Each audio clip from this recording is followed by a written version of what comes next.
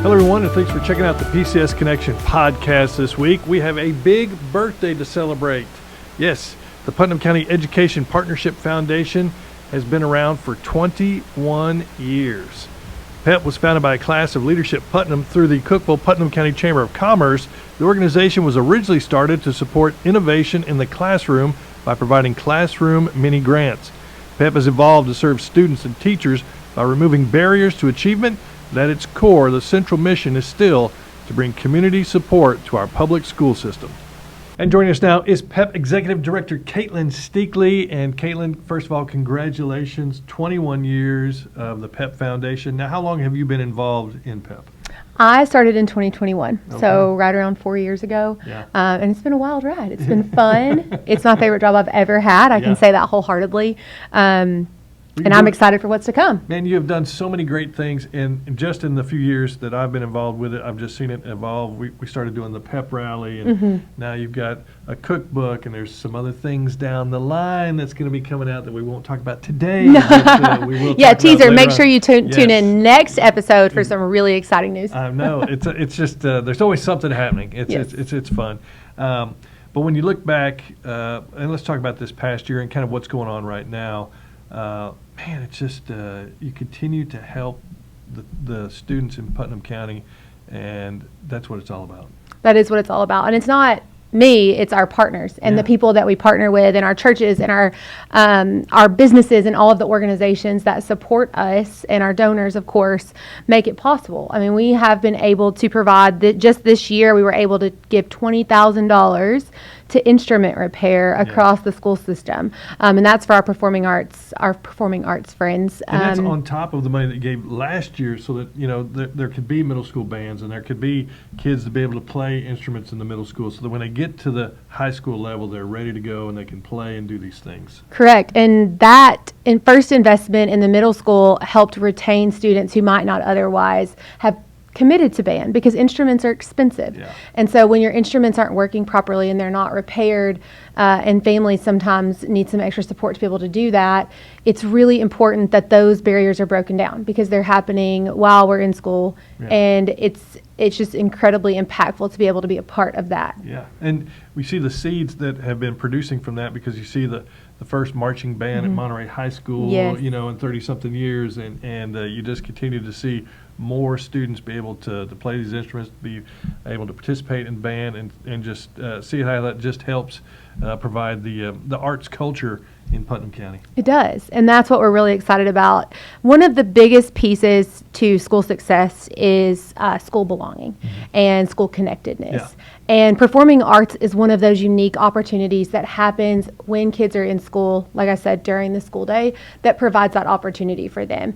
I think I read a couple different studies that showed that band participation specifically there was a 98% graduation rate in kids that were involved in band. Wow. That's awesome. Because they're part of something bigger than themselves. And so I feel most excited about the future, because as we continue to make these investments, that just means that more children are getting the opportunity to be a part of something and have some agency in it. They're not having to choose between the instruments that work. They're being able to choose the instrument that they actually want to play and be a part of a band in a really special way, in the way that it should be. And so we're really thankful to be able to make that investment, and we are going to continue to hopefully make those investments. Of course, we're always looking for supporters that feel passionate about that. That's the unique thing about PEP, is we're the Putnam Education Partnership. Well, what is partnership? Partnership is being able to come alongside the district with something that our community members are passionate about, and something that we can share a common goal in. So that's what we're looking for as an organization as we continue to grow, are those people that feel passionately about a certain area, including things like cookbooks. Yes. Well, let's talk about cookbooks. And other opportunities to serve families and students. And so we're really, really excited because the 2025 class of Leadership Putnam created a cookbook for us. Thrifty Bites. I love that. It's so great. All the meals in the cookbook are under $10. Really? So everything in here utilizes things that you probably already have in your pantry that you can add just a few things to, and you are ready to go. with the current state of things where we're looking where families might not be getting some of their benefits and things like that, we're really excited that this cookbook is launching at the time that it's launching. These cookbooks are going to be available through our Family Resource Center to families who are experiencing just hardship or any of those things where they might not have enough food on the table. And we're really excited to be a part of that. And really excited that our Leadership Putnam class partnered with us because they were also passionate about making sure that families could find meaningful ways to get together around the dinner table. So this book is amazing. I'm going to open a couple. Hopefully you guys can see it. We'll see. Where did some of the recipes come from? So the recipes were created or found by the members of the group. They taste tested all of them. Why wasn't I involved in that? I know, right? They taste tested and they actually made them in their kitchen. The picture is the pictures from their taste testing in their kitchen and their whole process. Everything's in English and Spanish, so it's accessible to... Sheet pan chicken nachos. Yeah, don't those sound great? They look great, too. Yeah. There's some other really cool ones in here, like where they use ramen noodles to make basically fried rice and like kind of a more oriental dish. And it's just an amazing resource. It also has community resources in it. It shows you... how to be prepared for severe weather, and if your child's booster seat is the right size. It has some gun safety in it. And in addition to that, it's also got all sorts of things for picky eaters and challenges that parents face. And the most amazing thing is that only belongs to the chicken tenders or the macaroni and cheese food group. This is what you have. Yes, I have one of those. And there's ways, to incorporate other things, obviously. But this book it's an amazing resource. We're really excited that they've helped us create this. The other amazing piece, here's actually the chicken ramen skillet I was talking about. That is so but awesome. The health department also provided blue ribbons on the recipes that met those myplate.gov nutritional standards. Ramen noodles met the standard.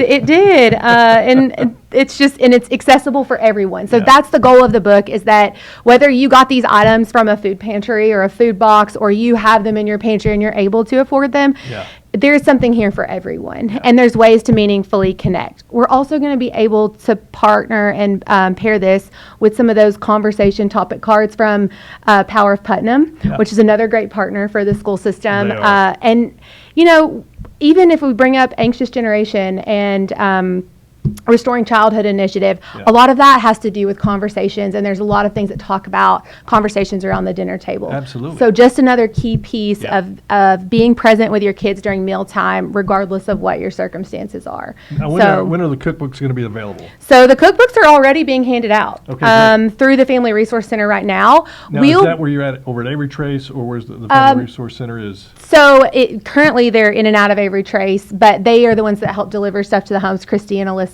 Christy Hunt and Alyssa. Those you can reach out to them, and if your family's in need, they're going to be delivering those with some of their food bags and things like that. But in addition to that, we're also going to have them available at different family engagement events coming up, probably closer into the spring. Possibly some at the end of the year. We're working on logistics for that, but just really excited to put it in the hands of families here across the school system. The most amazing thing about it is that it's free. It's free. It's free. All these resources, all these things, and they're free. It's free. Wow. So we had the most amazing partners, once again, that helped us make this possible. Inbridge sponsored a big chunk of the printing costs for us. Kiwanis Club. I'm trying to think. There was just a couple more. PrintLink, Power of Putnam. They were a partner for us as well. And then we had some other anonymous donors.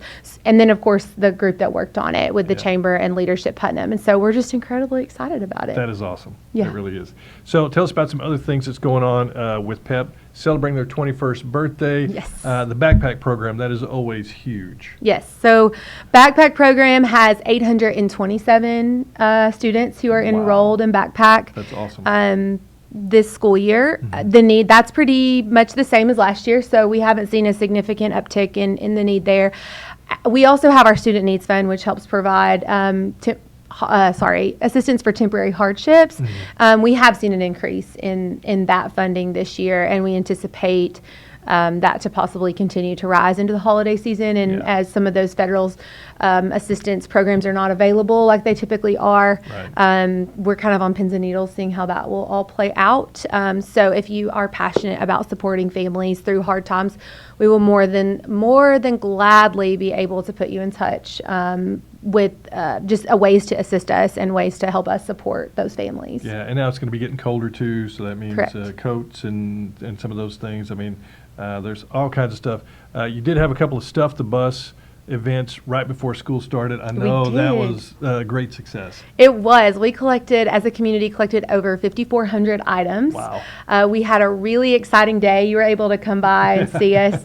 We had a really exciting day where we handed out all of those items to our counseling and nurse staff here in Putnam County, and they took it back to their care closets and have been serving students so far, and we've had quite a few little requests here and there, so we still have some of the hygiene stuff left. We were able to make some hygiene kits that they're going to be able to use at some of the schools too, to do little they're calling them the stinky talks, which I'm pretty excited about as well. And so they're just teaching kids how to use deodorant and how to use soap, and how do you use all the things that are in that you might see in the care closet. And so we're really excited to be a part of that too. And then we get through the holidays, you get through Thanksgiving, you get through Christmas, you get into the spring, and one of my favorite events is the pep rally that you have, and that is so awesome.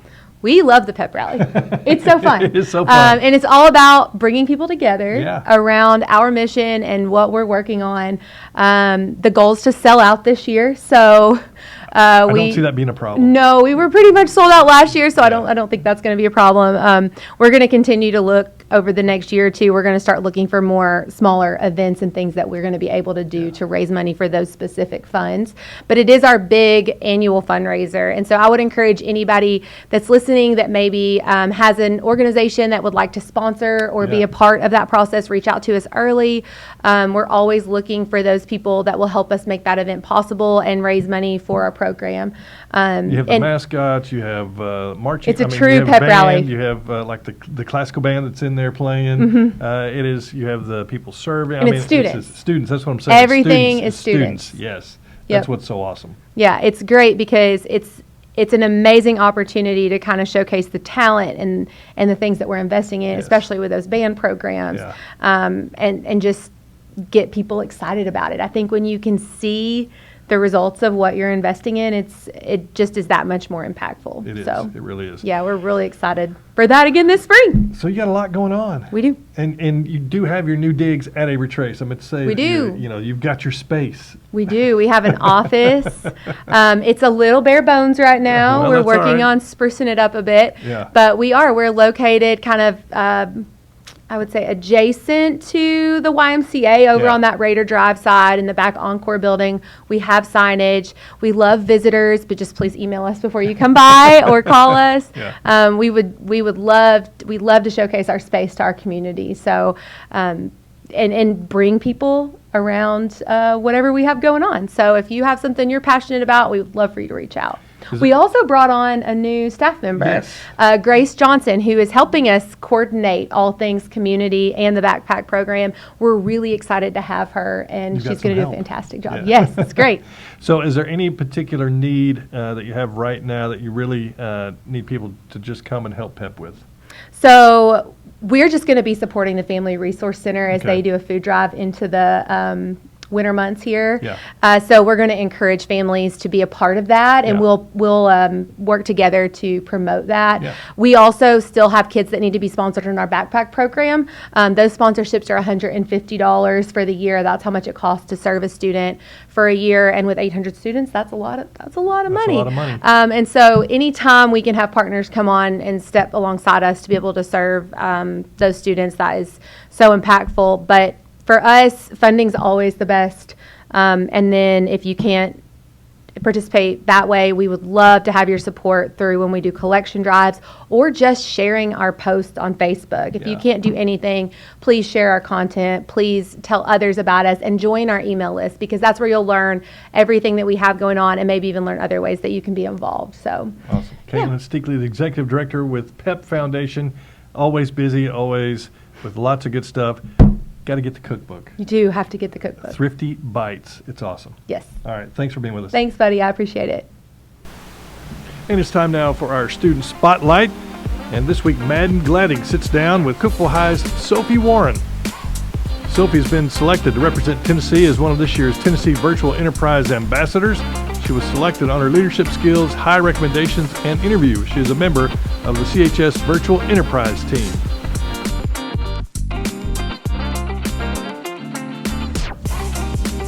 Hello everyone, I'm Madden Gladding and I am here with my student spotlight, Sophia Warren. How are you doing today? I'm doing good. Can you tell us what grade you're in? I am a sophomore in high school. Okie dokie. I know we're here to talk about your little ambassador for the Virtual Enterprise program at Cookeville High School. Can you tell us just a little bit about what that program is?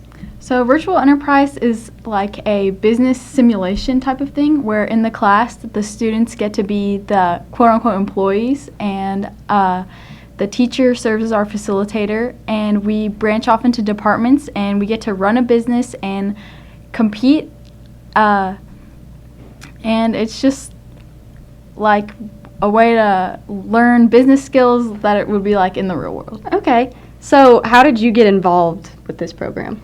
I joined DECA last year, which is the business club we have at our school, and I got around a lot of students who were also in DECA and VE, and it just sounded really appealing to me to be able to continue that. Yeah. So I don't know. What do you do? Like, is there any specific role you have for this program, or is it just you go out and compete and do what everybody else in the program is doing? It's pretty much the same across the board. I'm in the HR department for our specific class, which we are this year. We're doing Pandora's Box, is what it's called. Okay. And it's like a sports equipment program, and so I'm like in charge of the HR stuff along with a couple other students, and then we have a CEO, we have like IT, sales and marketing, and stuff like that. Okay. Do you guys travel to other schools to compete, or? I think our first competition is in November at MTSU, if I'm not mistaken. Okay. And then our big competition is in Fort Lauderdale in Florida, which I think is in either April or May. That's awesome. So I know like the DECA program does like huge, big, I guess competitions is what you're talking about. Are you guys there for days at a time and it's just like you compete in different activities every day, or I'm not sure how that works. For DECA, yeah, there's role plays and there's written events, and when I went to state last year, I believe the role plays were first, and so that gave the people with doing the written events enough time to prepare and stuff, and then with the role plays over, then the people doing the written event competed next, and then we got like a free day. Okay, so what kind of things are you guys selling then? For Pandora's Box, we're selling sports equipment for, I want to say like 10 sports. We're doing football, wrestling, tennis and pickleball, softball, baseball, just like the main well-known sports, I guess. Yeah, and that sounds awesome. Yeah, we're just doing like equipment for those, and then I believe we're also selling like protein, protein products like and stuff. Shakes and stuff. Oh, that sounds like so much fun. It's been really fun. Yeah, I mean, I know like I'm involved with all the sports stuff, so I'm glad like it's getting attention. But for VE, I think it gives a really good opportunity to grow your leadership skills, and you can also network a lot. And the fact that I'm the student ambassador, that gives me definitely an advantage with the networking type of things. Yeah. I've already met the founder of VE International, and we have been doing Zoom calls every 2 weeks with the representatives from all across the U.S. And since I'm from Tennessee, I'm one of the 3 ambassadors from the southern region. So we have one girl from Florida, one girl from Texas, and then I'm from Tennessee, and we represent the South in the VE program. That's super cool. So do you 3 meet up at any point, or is it all kind of online talking? It's mostly online. I don't think I'm going to be able to meet them until the actual competitions. Okay. But yeah. Yeah, that's awesome. Is this something you're looking to keep doing like throughout high school, or possibly use as like a career option for after? I would like to continue with DECA definitely for all 4 years of high school, and if they'll let me into the program next year again, I would like to do it again. And I think it's beneficial for what I want to be when I'm older, which I'm not sure if I'll go into accounting or something like that, but it's just like, it's there for the experience, you know? Yeah. How many kids are in this program? In VE, I think we have either like 12 or 13 students. Okay. So not a lot. Yeah. Yeah, I don't know if you know Morgan Matthews, but she's in Yeah. it. And yeah, I've heard she's had so much fun. But is there anything you want to like express about the program, like things people may not know? I just think that's a good question, actually. Because I did not know a ton about the program before like seeing all your stuff about it, and I still don't really know a ton about it. So I don't know if there's any specific details you would want like students to know, teachers to know, like people that are going to be like keeping up with your stuff, I guess. I think for the most part, just like it'd be good to know like the basics of what it is, which it's like I said, it's like a business simulation class pretty much. And so it's not like any other class I've taken. It's very different, and it's more student led than anything else, like kind of like newspaper is, where it's like the students are in charge more. It's the students take the lead in that class more or less, and it just provides a lot of good like leadership opportunities and networking skills. Yeah. So I'm assuming you guys have kind of become your own little community and Yes, like family. Yeah, that's super awesome. I know I didn't know anything about this program when I first got into high school, because I had Miss Gankowski you did? for my freshman year business class. But yeah, it sounds like a lot of fun, and I'm glad like you get to start it early and not like one of those things where it like starts way too late. But okay. Well, thank you so much for being here today. I loved hearing about it, and I wish you good luck in everything else that you have to do. Thank you so much. Yeah.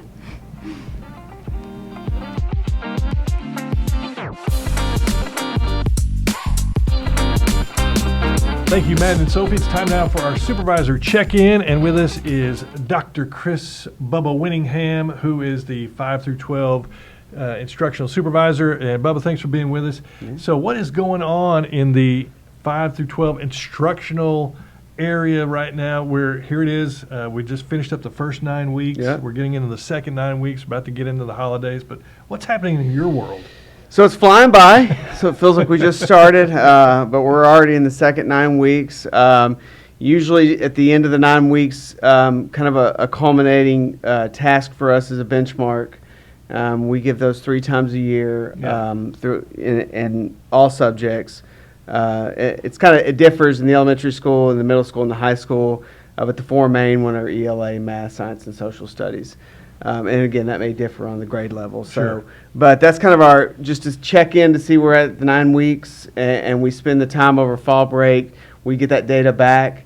It's predictive, so it kind of predicts where our students may end up on the TCAP. Yeah. So we like to look at that over fall break and kind of just adjust and see where we're at. Right. And so that's kind of a big deal for us to look at that, kind of reflect on that, and see where we're at, what kind of adjustments we may need to make. And then we'll do that again at Christmas, after Christmas, and then one final push, towards the end of the year with TCAP coming up. Yeah. So it gives us a good temperature check of where we're at. I think we got some ACT makeups too as well. We did, yeah. So again, just testing going on, and just, again, I know it's early in the year, but it's a good point a checkpoint for us to stop and evaluate.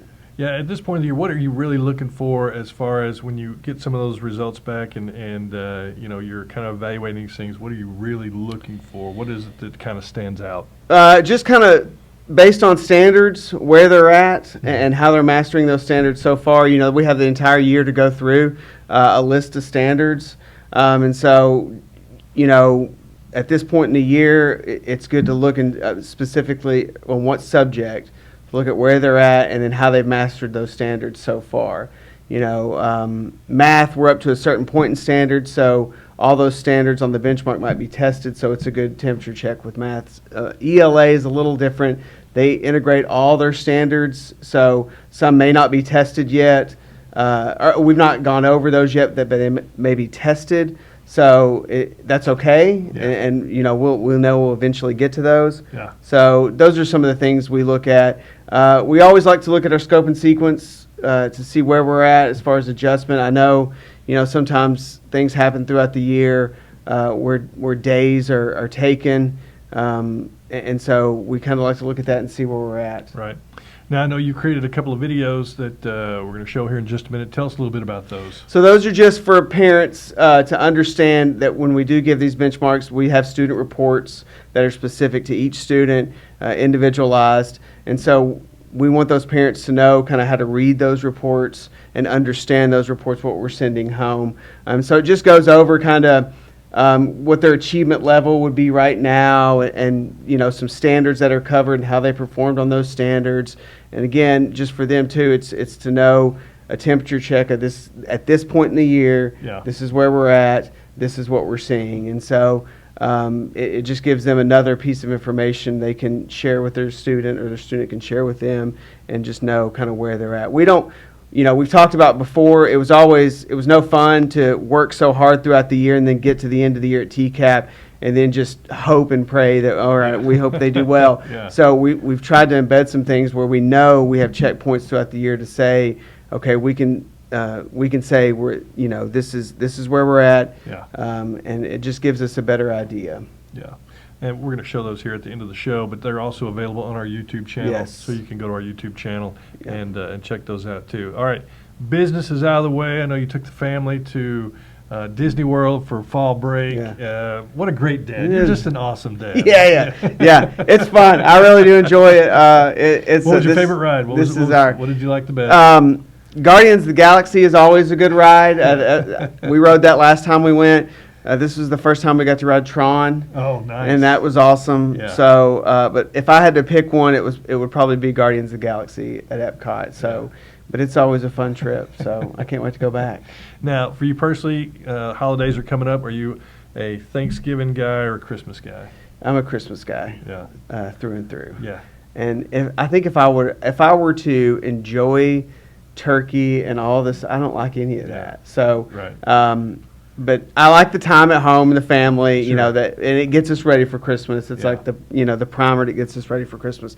So, but I am a Christmas through and through. Awesome. So, yeah. Yeah, let's get past the the gorging of the feast. And, Yeah. and you're going to start listening to Christmas music. Oh, anytime soon? yeah. Christmas music's coming out. Because, and November's here. That's right. It's That's here. right. And, decorations need to start going up. Exactly. I'm a after Halloween, let's get them up. Yeah. Let's make sure this thing lasts for Yeah. a while. So Start celebrating. It's fun right now with kids too. Small kid, man, it's great. it's a good time. So yeah, is. looking forward to it. All right, Bubba Winningham, our 5 through 12 instructional supervisor. Thanks for the check-in and doing a great job. And man, it's awesome to see what all is happening from just an academic perspective in Yeah. our school system. We got a lot of great teachers, great leaders out there, and they're doing the work.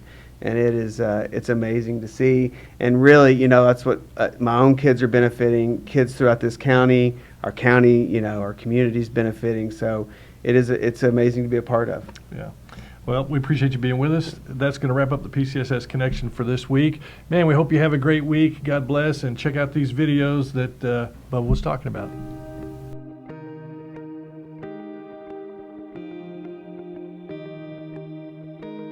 This is Dr. Winningham with the Putnam County School System. I wanted to take just a few minutes to walk you through your child's ELA benchmark report so you can better understand what the data means and how it supports your students' progress this school year. This report is based on your child's performance on our Mastery View Predictive Benchmark Assessment for ELA. These assessments are given 3 times throughout the year to help teachers identify student strengths and areas for growth before the state test in the spring. The goal is to provide feedback that helps teachers tailor instruction and helps families see how their child is progressing. At the top of the report, you'll see your child's achievement data. In this example, the student scored at a level 3, which means they are meeting expectations for grade level standards. The Tennessee achievement levels range from level 1, below expectations. Level 2, approaching expectations. Level 3, met expectations. And level 4, exceeded expectation. So a level 3 indicates that the student is on track and performing where we'd expect for this point in the year. The section titled Strand, Genre, Text Complexity breaks down the student's performance into specific areas of reading and writing. For example, you'll see how they performed in reading literature, reading informational text, conventions, and reading vocabulary. Each of these is given an achievement level from 1 to 4 as well. In this example, the student scored higher in reading literature and literary text, both level 4, which shows strong comprehension and analysis skills in those areas. Next, you'll see the depth of knowledge or DOK section. This measures not just what the student knows, but how deeply they can apply and extend that knowledge. DOK Level 1 means recalling facts and definitions. DOK Level 2 means applying skills and understanding relationships. DOK Level 3 involves higher order thinking using evidence, reasoning, and deeper analysis. Here, the student scored a 4 in DOK 1 and DOK 3 and a 3 in DOK 2, showing strong, higher level thinking and comprehension skills. At the bottom right, you'll see the comparison section. This shows the number of questions your child answered correctly and how many were needed to score proficient. In this case, the student answered 26 items correctly and needed 22 to be proficient, which means they're performing above the proficiency cut line. The report also breaks down performance by text difficulty, easy, medium, and hard. This helps teachers see how students perform as text complexity increases. A consistent level across all three shows balanced comprehension skills. In short, this report gives a snapshot of how your child is performing right now and helps teachers adjust instruction to meet each child's needs. Thank you.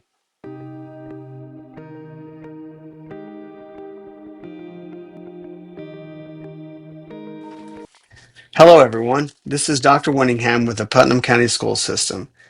I'd like to take a moment to walk you through your child's math benchmark report so you can better understand what this information means and how we use it to support student learning. This report shows your child's results from our Mastery View predictive benchmark assessment in math. These benchmark assessments are given 3 times a year to measure how students are progressing towards state standards and to help teachers identify strengths and areas for improvement before the state test in the spring. It is important to remember this is a snapshot of progress that helps guide instruction. At the top of the report, you'll see your child's achievement data. In this example, the student scored at a level 1, which means below expectations. The Tennessee achievement levels are level 1, below expectations, level 2, approaching expectations, level 3, met expectations, and level 4, exceeded expectations. A level 1 indicates the student is still developing the foundational skills needed for grade level proficiency, and that's okay. This helps us know exactly where to focus our support to help your child grow. On the left side of the report, you'll see a section titled Domain Standard Data. This breaks down specific math concepts your child worked on during the benchmark, such as classifying 2D figures, measurement and volume, decimals, fractions, and numerical expressions. Each area is given an achievement level from 1 to 4. For example, this student scored level 2 on round decimals and a level 3 on multiply multi-digit numbers, showing some developing strengths in those areas. Most other domains are level 1, which tells the teacher where reteaching or practice may be needed. This breakdown helps teachers design small group instruction and targeted intervention for each skill. The Depth of Knowledge, or DOK section, on the right side of the report looks at how deeply your child can apply what they've learned. A DOK Level 1 covers recalling basic facts and procedures. A DOK Level 2 involves applying skills and understanding relationships. A DOK Level 3 goes deeper, requiring reasoning, problem solving, and application to new situations. In this case, the student scored a 1 across all 3 levels, meaning they are still building both conceptual understanding and problem solving stamina. This gives teachers valuable information about how to help students not only remember content, but use it in more complex ways. At the bottom right, the comparison section shows how many questions your child answered correctly. Here, the student answered 12 questions correctly and 25 were needed to score proficient, resulting in a difference of 13. While this may sound discouraging, this data is a starting point. It helps teachers see exactly what standards need more focus. Every benchmark gives us another opportunity to track progress and celebrate growth. In short, this report gives a detailed look at your child's current understanding of key math standards. Teachers will use this data in PLCs and classroom planning to provide focused instruction, additional practice, and enrichment as needed. Parents can help by encouraging math practice at home. Things like working with fractions, measuring and cooking, or discussing real-world math problems can make a big difference. Remember, growth takes time. This is just one checkpoint on the journey towards mastery, and we're committed to helping every student reach their full potential. Thank you.